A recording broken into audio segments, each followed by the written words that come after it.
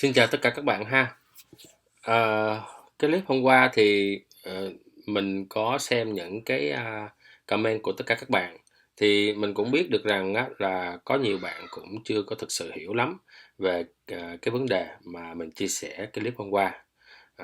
Hôm nay thì mình cũng muốn nói thêm về cái kinh nghiệm cũng như là cái kỹ năng khi mà chúng ta nộp một cái hồ sơ vào cái công ty di trú hoặc công ty luật sư để mà chúng ta nộp vào lãnh sự quán thì sẽ được có những cái điểm ưu điểm trội nó như thế nào.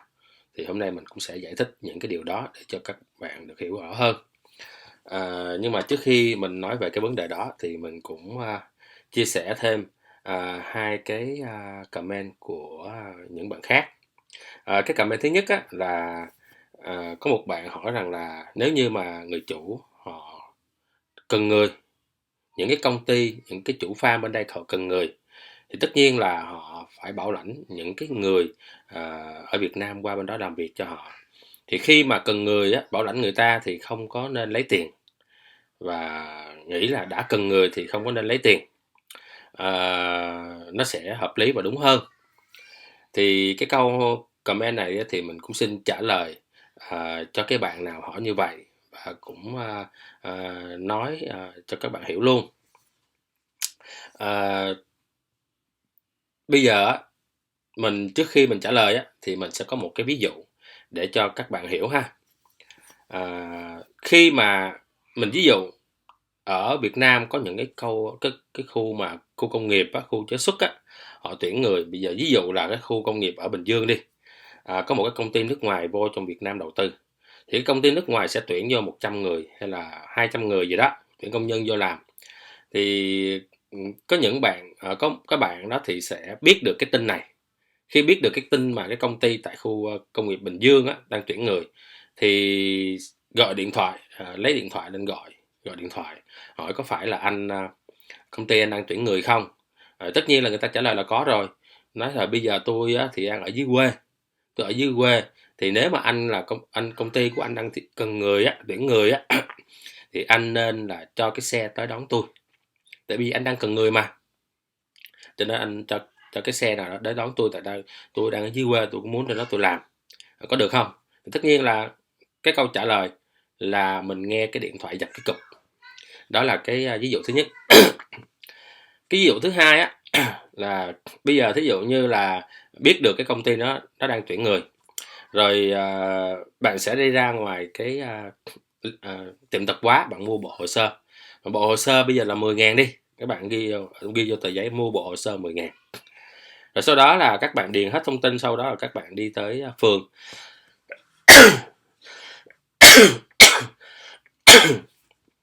Sau đó các bạn điền hết thông tin rồi các bạn đi tới phường. Sau khi tới phường xong rồi tất nhiên là công an phường xác nhận cho bạn, ghi giấy tờ xác nhận xong hết, đóng dấu xong hết rồi tính bạn tiền bút mực là 20.000. Rồi các bạn các bạn ghi vô tờ giấy là tiền chứng hồ sơ 20.000. Ok. Sau đó thì bắt xe đò đi lên chỗ Bình Dương, cái khu công nghiệp Bình Dương. Thì bắt xe đò đi lên thì tốn 100.000 nó đi, rồi ghi vô tờ giấy là 100.000. Ok. Rồi sau đó thì khi tới Bình Dương rồi thì phải bắt xe ôm chạy tới cái công ty đó. Thì cái xe ôm bây giờ mình cho khoảng 50.000 đi, ghi vô tờ giấy là 50.000. Và khi tới cái công ty đó rồi thì thấy rất là nhiều người đang xếp hàng ở ngoài cổng, rồi đi hỏi cái anh bảo vệ, thì anh bảo vệ nói là bây giờ đông người quá cho nên là hẹn ngày mai tới, chứ bây giờ rất là đông người không có xử lý kịp. Nó ok, thì cái người đó sẽ đi về phòng trọ, thì thuê cái phòng trọ ở thì cho 100.000 nữa, ghi vô tờ giấy là ở phòng trọ 100.000. Rồi đêm hôm đó thì ăn cơm rồi 15.000, rồi buổi trưa có ăn cơm 15.000 nữa là cho là 30 nữa, ghi tờ giấy là ăn uống hết 30. Ok. Rồi sáng hôm sau thì bạn đi tới cái khu công nghiệp đó. Thì sau khi tới cái công ty đó rồi thì bạn vô phỏng vấn và cái người phỏng vấn bạn ok, rồi họ nói họ nhận cái bạn đó, rồi sau đó là giữ giữ cái hồ sơ lại, nói ngày mai bạn tới làm. Thì cái bạn đó thì bạn mới đưa cái tờ giấy mà ghi ra là chi bao nhiêu tiền nói là bây giờ anh ơi, Từ lúc mà em nghe được cái tin mà anh à, tuyển người á, thì em đã chi ra rất là nhiều tiền là mua hồ sơ, chạy xe lên đây, rồi ăn uống ở phòng trọ đến ở. Thì em nghĩ là công ty của anh đang là cần người, rất là cần người, cho nên những cái chi phí này anh phải trả cho những người như tụi em, bởi vì em đã trả những cái chi phí này cho đến đây để mà làm việc, để giúp đỡ cho công ty của anh. Thì bây giờ đây là những cái chi phí mà em đưa cho anh, thì anh có thể trả lại cho em. Thì cái câu trả lời sau khi mà đưa cái tờ giấy tính tiền xong á, thì cái câu trả lời nó như thế nào thì mình nghĩ là các bạn cũng đã hiểu rồi ha. Và bạn nào hỏi mình như vậy thì bạn cũng đã hiểu là cái câu trả lời nó như thế nào ha. Ok, thì đó là một cái câu hỏi thứ nhất. Cái câu hỏi thứ hai á, là có những bạn nói rằng là có những người chủ nông trại tại sao là mình nói là chi phí đó là 8.000, mà có những chủ nông trại họ nói là họ không có lấy tiền. Thì thực sự á, mình không biết là những bạn nào mà comment như vậy thì mình không biết là các bạn đã xem kỹ chưa và nghe kỹ chưa. Những người chủ nông trại họ nói như thế này. Thực sự thì mình không biết là cái giá tiền chi phí là 8.000, mà những người chủ họ nói rằng là những cái clip trước mình đã nói rồi. Trước đây họ đã từng bảo lãnh người qua, và cái chi phí để bảo lãnh cho một người qua là tầm khoảng 8.000. Thì chính vì cái điều này thì mình mới chia sẻ lại cho các bạn, cho tất cả các bạn lại. Bởi vì bây giờ cái visa nó chưa có ra, mình cũng không biết được là cái chi phí họ làm hồ sơ là bao nhiêu. Theo mình biết được là cái lệ phí một cái visa là khoảng tầm cỡ 300 mấy, bây giờ mình cho 350 đi. Mình không biết là chính xác là bao nhiêu, mình cứ cho tầm 350. Và khi mà một cái công ty di trú họ làm hồ sơ cho các bạn á, thì họ sẽ tính cái phí là 8.000. Mình không biết cái chắc là bao nhiêu, mà mình lấy cái số chung là 8.000, bởi vì những người chủ họ đã từng làm.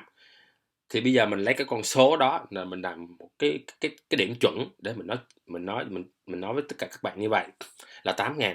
Ok, thì những người chủ á, họ nói rằng là họ sẽ ứng trước cho những người nào, cho những hồ sơ nào mà họ thấy có thiện chí qua đây làm việc, mà hoàn cảnh khó khăn. Mình xin nhắc lại, họ có thiện chí, có nghĩa là họ muốn ứng trước cho những người nào có thiện chí qua đây làm việc mà hoàn cảnh khó khăn. Ok, thì bên cạnh đó thì cũng có những người chủ họ nói rằng là khi qua đây trường hợp mà phải cách ly 14 ngày mà phải đóng cái tiền mà 2.000 mấy á, thì nếu không có tiền thì họ cũng sẽ giúp đỡ ứng trước, hoặc mua vé máy bay ứng trước. Đó là những cái gì người ta giúp mình, người ta gọi là ứng trước, chứ không phải là người ta nói là các bạn không có trả tiền. Các bạn nên nghe kỹ lại những cái gì người chủ nông trại họ chia sẻ, thì các bạn nên nghe kỹ lại. Đó là cái thứ nhất. Cái điều thứ hai, mình ở đây mình cũng chia sẻ cho tất cả các bạn luôn. Mình biết có những bạn là chưa từng trải qua về cái vấn đề làm cái điều này, cho nên đâm ra các bạn rất là thắc mắc. Chính vì vậy thì hôm nay mình cũng chia sẻ những cái điều này cho các bạn. Xin lỗi các bạn. Nếu như cái visa này, mình ví dụ lệ phí visa là 350 ha. Và cái dịch vụ họ làm là 8.000. Khi người chủ bắt đầu tuyển người thì họ sẽ ký hợp đồng với một cái công ty dịch vụ di trú, hoặc là công ty về luật sư di trú. Sau đó các bạn muốn đi qua bên đây làm việc thì các bạn liên lạc với lại cái công ty dịch vụ di trú đó, hoặc là công ty luật sư di trú đó. Các bạn nên nghe kỹ để các bạn nhớ cái điều này. Liên lạc với công ty di trú đó. Ok, sau khi các bạn tới rồi thì người ta sẽ nói với các bạn, bây giờ các bạn, việc đầu tiên là các bạn làm những cái giấy tờ hồ sơ này, người ta sẽ đưa cái list ra cho các bạn. Đó là điều thứ nhất. Điều thứ hai, họ sẽ nói bạn là cái lệ phí visa này là bao nhiêu tiền. Mình giả dụ là cho 350 ha. Toàn bộ hồ sơ giấy tờ họ làm cho các bạn cho đến khi cái visa này nó ra hoàn tất thì bạn phải trả là 8.000 đồng tiền phí dịch vụ mà người ta làm cho bạn. Nếu bạn đồng ý thì bạn làm, bạn ký hợp đồng bạn làm, hoặc là bạn đồng ý bạn ký vô cái hợp đồng giữa bạn và cái công ty dịch vụ gì đó bạn làm. Nếu bạn không đồng ý, bạn có thể đứng lên bạn đi về, bạn không làm, đó là quyền của các bạn thôi. Và họ cũng sẽ nói với các bạn rằng khi mà hồ sơ của các bạn đầy đủ á, họ sẽ nộp vô. Nó có 2 trường hợp, mình không biết cái trường hợp nào nó sẽ đúng, nhưng mà trước đây mình làm giấy tờ á, thì nó có một cái trường hợp như vậy. Khi mà nộp hồ sơ giấy tờ vô rồi sau đó đi khám sức khỏe thì mình đóng trước 1/3 số tiền. Đó là hồi xưa mình làm thôi. Còn bây giờ mình không biết nó như thế nào, nhưng bây giờ cũng có thể là như vậy hoặc cũng có thể là khác. Bây giờ mình nói cái cách khác đi ha. Nói cách khác đi.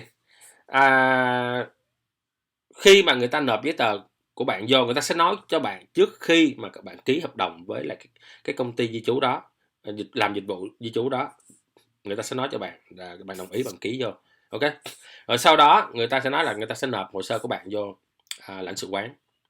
Sau khi lãnh sự quán họ nhận được cái hồ sơ rồi, họ sẽ gửi email cho cái công ty dịch vụ đó. Tại vì công ty dịch vụ đó nộp hồ sơ cho bạn thì phải để cái email của họ. Thì sau khi mà lãnh sự quán họ nhận cái hồ sơ rồi, họ sẽ trả lời cái email lại cho cái công ty dịch vụ di trú, và cái công ty dịch vụ di trú này cũng sẽ trả lời email cho bạn là nói hồ sơ của bạn đã được nộp vào lãnh sự quán rồi. Đó là bước thứ nhất. Bước thứ hai, sau khi xét hết tất cả hồ sơ rồi lãnh sự quán báo cho công ty dịch vụ di trú là kêu cái người hồ sơ đứng hơn hồ sơ này là đi tới khám sức khỏe. Khi mà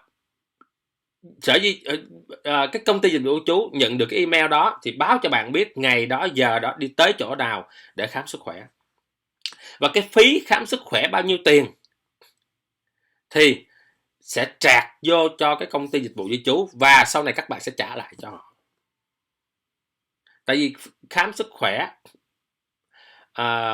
là mình phải trả tiền, và cái công ty dịch vụ di trú đó họ sẽ ứng tiền trước trả cho các bạn, rồi sau đó các bạn trả lại tiền cho họ. Bởi vì khi khám sức khỏe xong nó có cái receipt bao nhiêu tiền, nó có cái receipt, rồi cái kết quả khám sức khỏe họ không có đưa cho bạn mà họ chuyển thẳng vô trong cái lãnh sự quán, để lãnh sự quán biết là bạn có đủ yêu cầu, đủ sức khám sức khỏe không. Điều này mình đã nói vào những cái video clip trước rồi.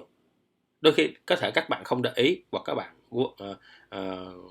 không nhớ, nhưng mà hôm nay mình cũng nhắc lại là những kết quả mà khám sức khỏe họ sẽ không đưa cho bạn mà họ gửi thẳng vô lãnh sự quán.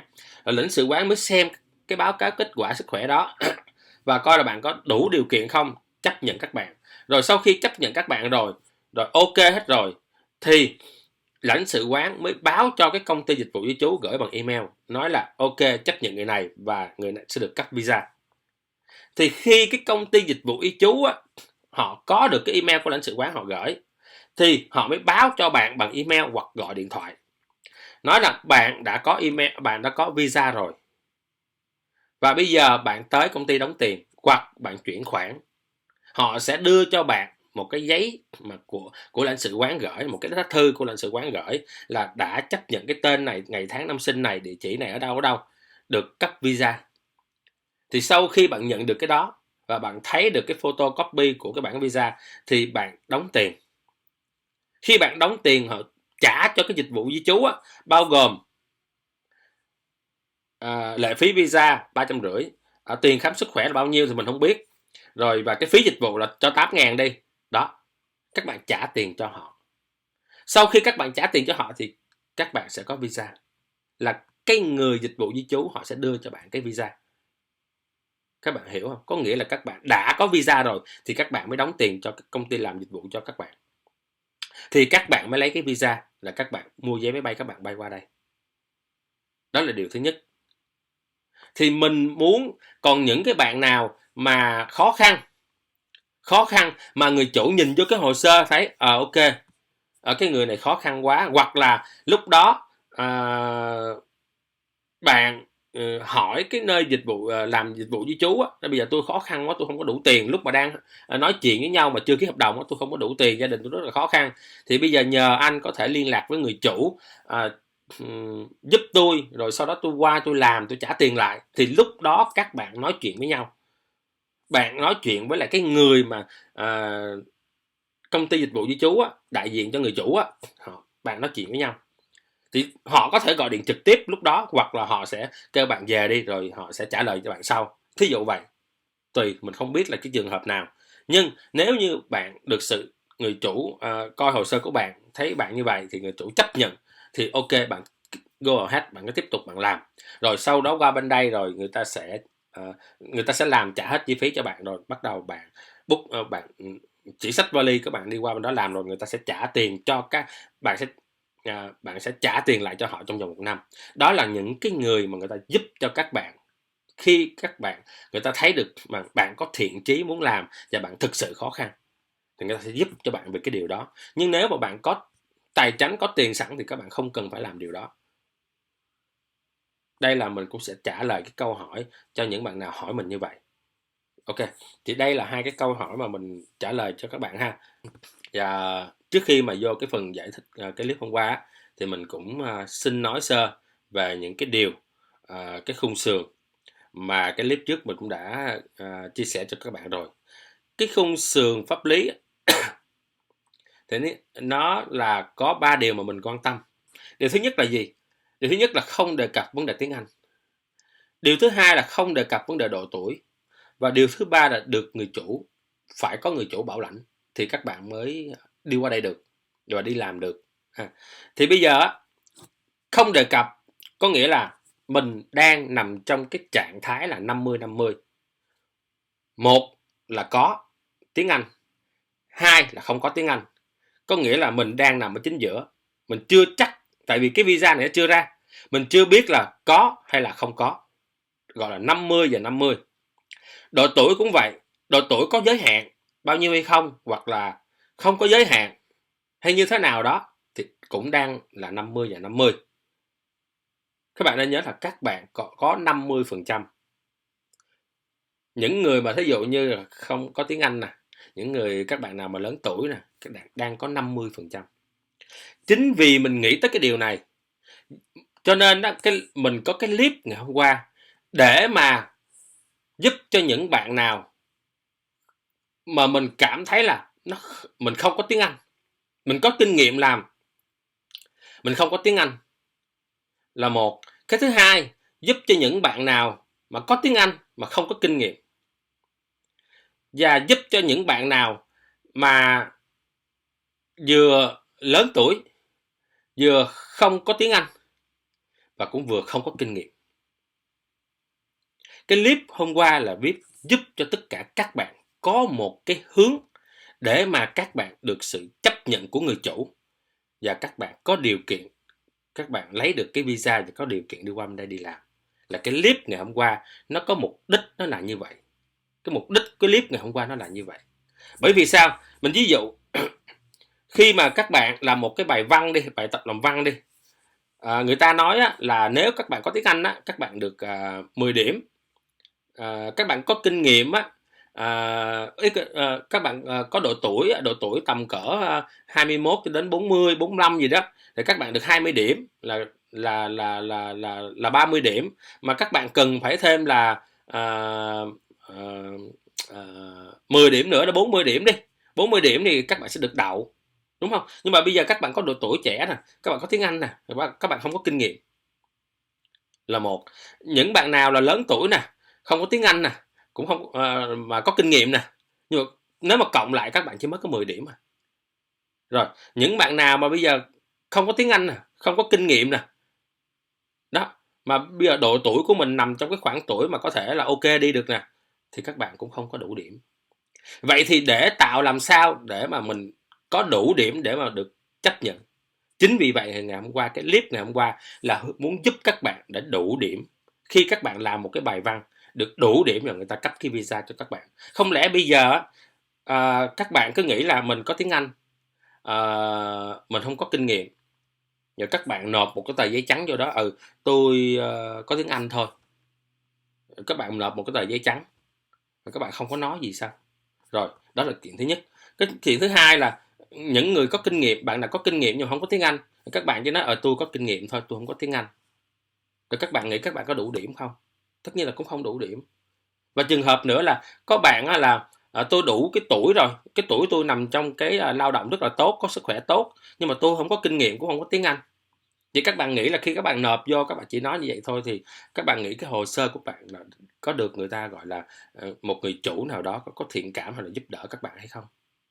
Chính vì vậy cái clip ngày hôm qua là cái clip mình muốn có một cái hướng dành cho tất cả các bạn. Thí dụ như các bạn thiếu cái mặt nào thì các bạn bổ sung vô cái mặt đó. Mình nghĩ tới ba cái câu trong cái khung sườn mình chia sẻ các bạn thì mình mới ra cái clip này để mà hướng dẫn cho các bạn một cái cách mà khi các bạn làm một cái hồ sơ để nộp vô để lãnh sự quán xét hoặc sở di trú xét, người ta sẽ có thiện cảm và có cái sự đánh giá cái sự quyết tâm của mình trong cái làm việc, đi qua xin cái visa để làm việc nông trại này. Mặc dầu các bạn không đủ điều kiện mà các bạn vẫn quyết tâm muốn để xin được để đi qua làm. Chính vì vậy cái clip ngày hôm qua mình mới gửi cho các bạn. Mà mình nghĩ rằng có một số bạn cũng chưa hiểu hết được cái ý nghĩa của cái clip ngày hôm qua.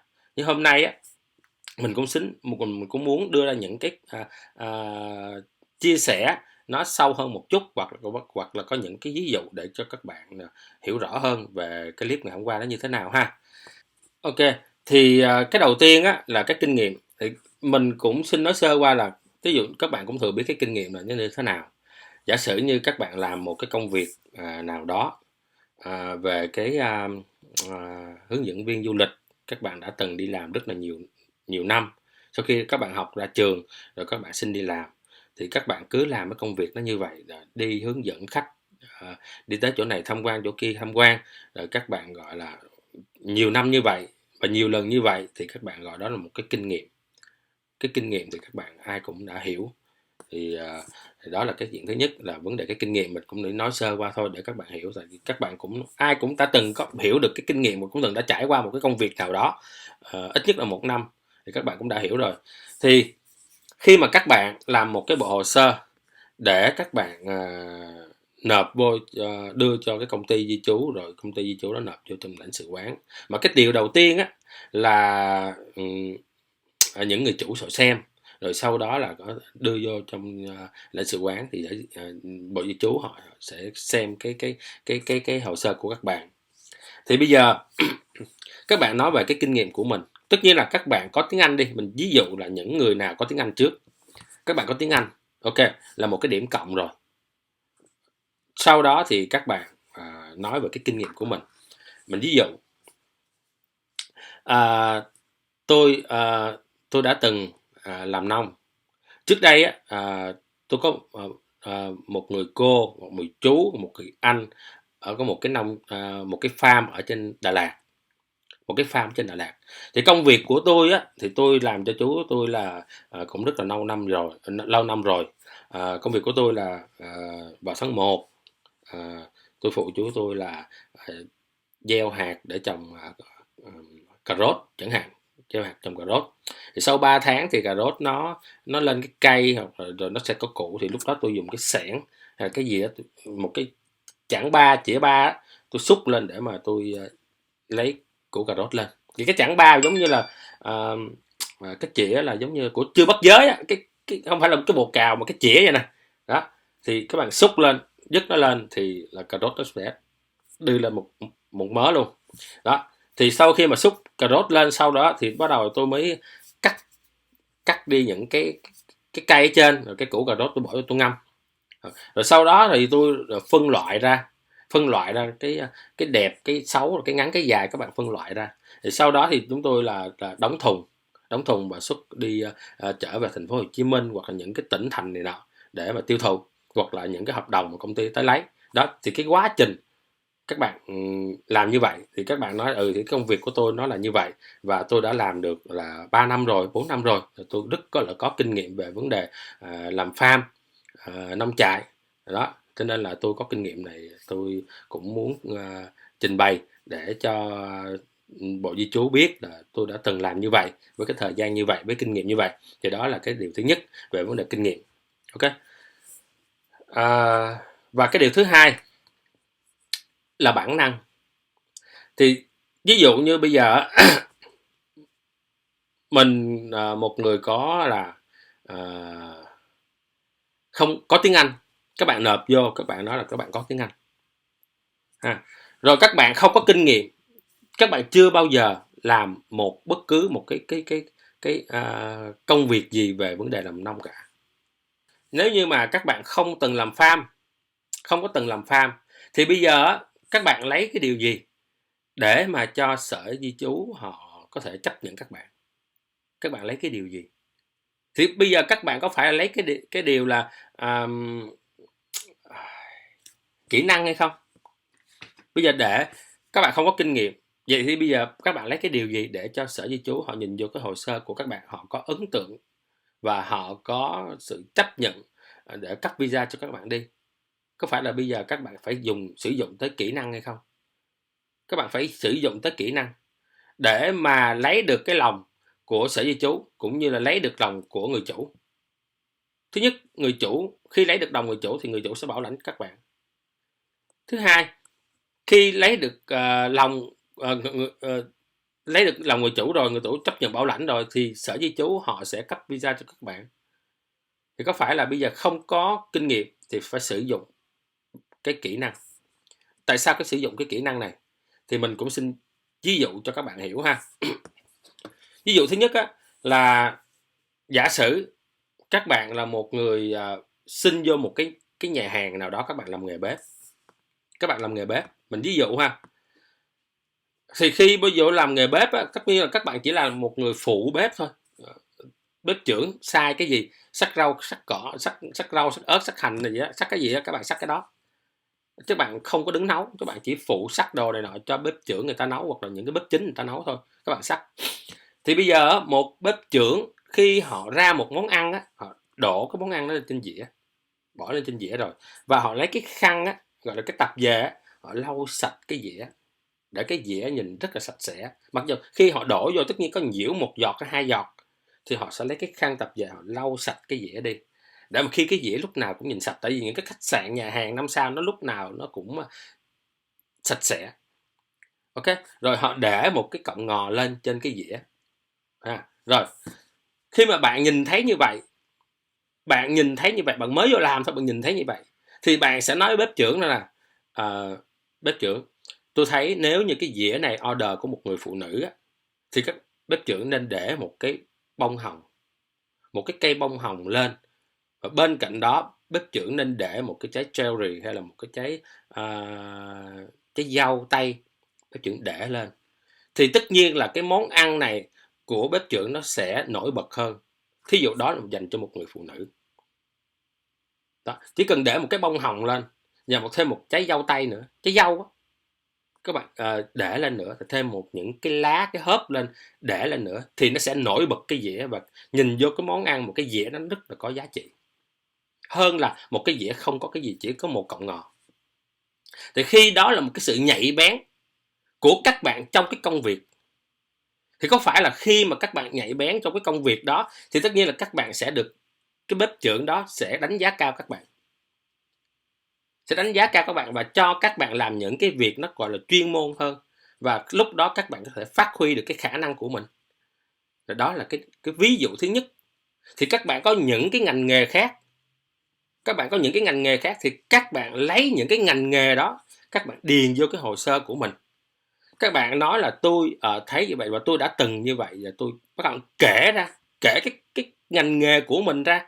Các bạn nói là ý muốn chứng minh cho người chủ biết rằng là mình có sự nhạy bén và có sự khả năng đọc được một cái sự việc khi nó đang diễn ra, hoặc có thể có một cái kỹ năng mà để mà thích ứng cái công việc trong lúc đó, và cái kỹ năng mà để giải quyết một cái vấn đề, một cái công việc lúc đó nhanh, gọn và lẹ.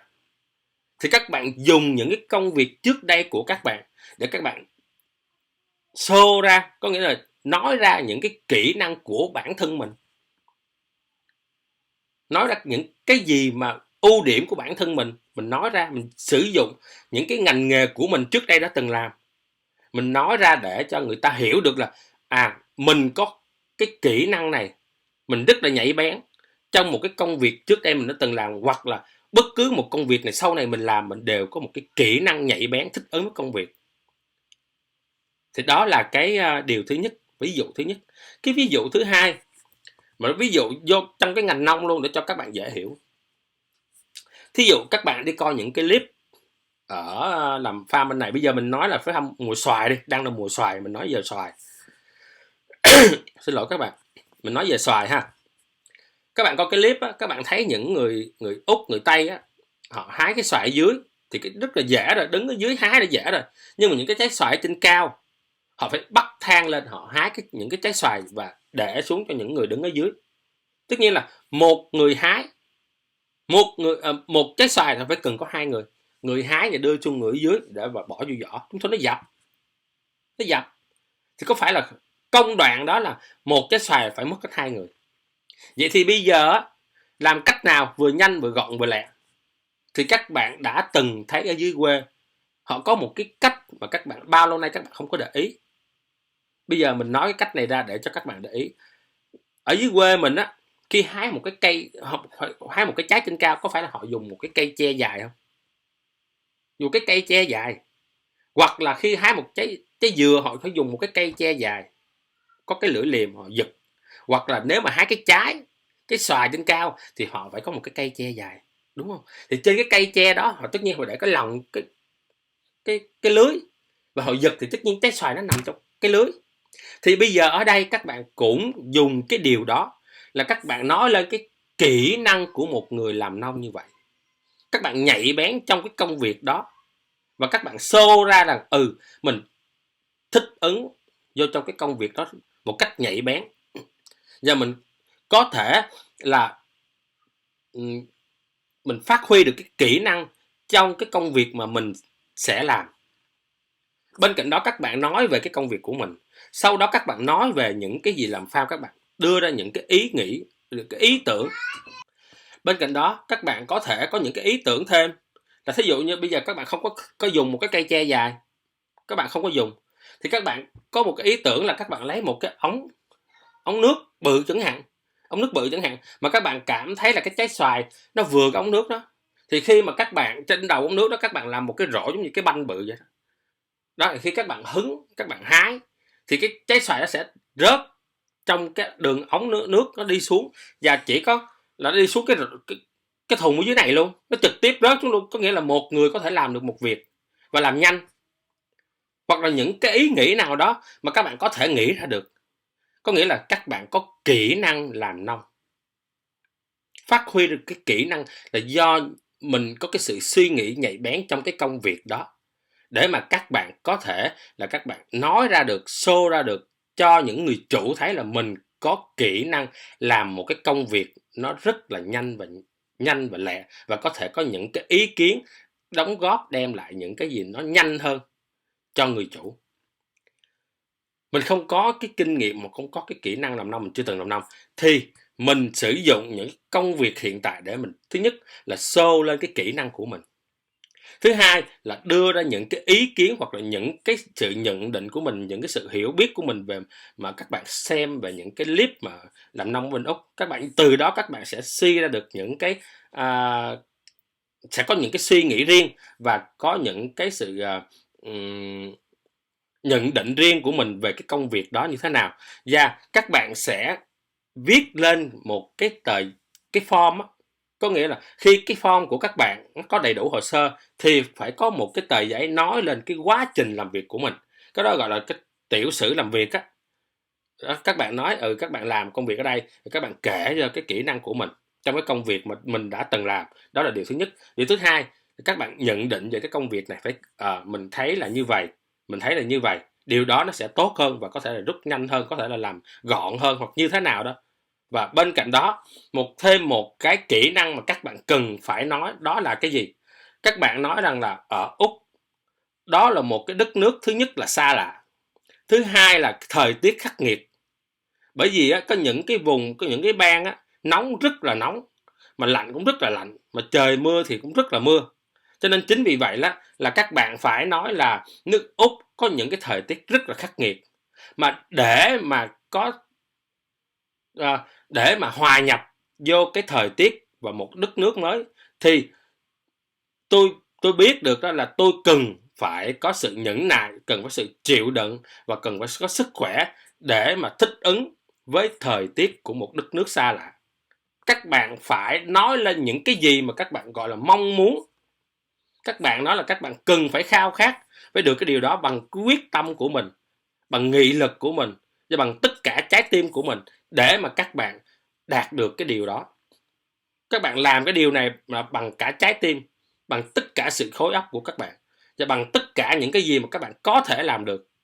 Điều này đã chứng minh cho người chủ thấy mình làm là chắc chắn, chứ không phải bởi vì cái tâm lý của một người chủ, họ rất sợ các bạn khi qua bên đây làm rồi thấy buồn quá, làm rồi thấy mệt quá, làm rồi thấy nản quá, rồi thấy thời tiết thì nóng quá, thời tiết thì lạnh quá, thời tiết thì mưa quá, các bạn nản, các bạn chán và các bạn bỏ, các bạn đi về. Khi bảo lãnh các bạn, người ta rất là khó khăn trong bảo lãnh một người qua. Nhưng mà để rồi nghe các bạn nói mệt quá, rồi nắng quá, rồi này, người ta sẽ không có một cái cảm giác an toàn ở nơi bạn khi mà các bạn khẳng định vô cái điều đó. Các bạn nói là các bạn quyết tâm, các bạn làm bằng trái tim, bằng khối óc, bằng cái gì đó các bạn có thể nói hết tất cả những cái gì các bạn có thể nói, thì các bạn đánh gục được cái lòng của người chủ, sẽ đánh gục được cái lòng của người chủ. Mà khi người chủ chấp nhận rồi, ok rồi, thì cái hồ sơ của bạn đi vô lãnh sự quán thì họ sẽ bắt cho các bạn thôi. Bởi vì người chủ chấp nhận trên cái điều khoản khung sườn là bắt buộc người chủ phải chấp nhận bảo lãnh các bạn. Thì khi người chủ đã gặp hồ sơ của các bạn rồi, người chủ chấp nhận các bạn rồi, thì người ta phải bảo lãnh các bạn. Khi bảo lãnh rồi chắc chắn các bạn sẽ có visa. Mình chia sẻ cái điều này là muốn chia sẻ cho tất cả các bạn. Bởi vì mình biết có những bạn có tiếng Anh, không có kinh nghiệm. Có những bạn lớn tuổi, có kinh nghiệm mà không có tiếng Anh. Thì các bạn phải sử dụng vô cái kỹ năng của mình nữa, để mà đánh gục cái lòng, để đánh gục được những cái lòng của những người chủ. Các bạn lấy cái điều đó, các bạn đánh vô cho lòng của họ, để mà các bạn cảm phục được cái lòng của họ, để các bạn có được sự chấp thuận của họ. Chứ không lẽ bây giờ các bạn chỉ nói các bạn có kinh nghiệm thôi. Ngoài ra cái tuổi của bạn là 40 mấy, 50 hay là 51, 52, các bạn chỉ nói có kinh nghiệm thôi là xong thôi sao? Thì không được. Không được. Hoặc là có những bạn nói là bây giờ tôi 30 mấy tuổi, tôi sức khỏe tôi cường tráng lắm, mà tôi không biết tiếng Anh, tôi cũng không có kinh nghiệm. Cũng không được. Hoặc là có những bạn nào nói mình có tiếng Anh, không có kinh nghiệm, sức khỏe thì cũng có luôn, không từng có kinh nghiệm, cũng không được. Vậy thì bây giờ đánh gục những cái người khó đánh nhất bằng những cái kỹ năng của mình, bằng những cái sự nhận định của mình, bằng hết tất cả mọi thứ của mình, để show ra cho họ thấy là mình bằng khối óc, bằng trái tim muốn làm cho bằng được. Và khi đã làm rồi, khó khăn cỡ nào, mệt cỡ nào, thời tiết nắng cỡ nào cũng làm để chứng minh cho họ thấy mình vượt qua tất cả. Các kỹ năng của mình có thể là thích ứng hết tất cả mọi thời tiết của Úc, thích ứng hết tất cả những cái gì là một đất nước xa lạ, thích ứng hết tất cả một cái công việc mới lạ mà mình có thể làm được hết. Thì đây là cái điều mà mình muốn chia sẻ cho các bạn vào cái clip ngày hôm qua, mà hôm nay mình muốn nói lại một lần nữa để cho các bạn hiểu được rằng là khi các bạn chứng minh được tất cả mọi thứ có thể được thì người ta sẽ hiểu được các bạn. Khi người ta hiểu được các bạn thì mình chắc chắn một điều là người ta sẽ cảm phục các bạn và người ta sẽ chấp nhận bảo lãnh các bạn. Thì mình cũng xin giải thích thêm về cái clip ngày hôm qua để cho các bạn hiểu ngày hôm nay ha. Mình cũng xin kết thúc video clip này ở đây. Chúc các bạn thành công, chúc các bạn may mắn và chúc các bạn lúc nào cũng được khỏe mạnh, an vui và lúc nào cũng là có sự may mắn trong cuộc sống. Xin hẹn gặp lại các bạn vào video clip lần sau ha. Xin thân ái và chào tạm biệt. Bye bye.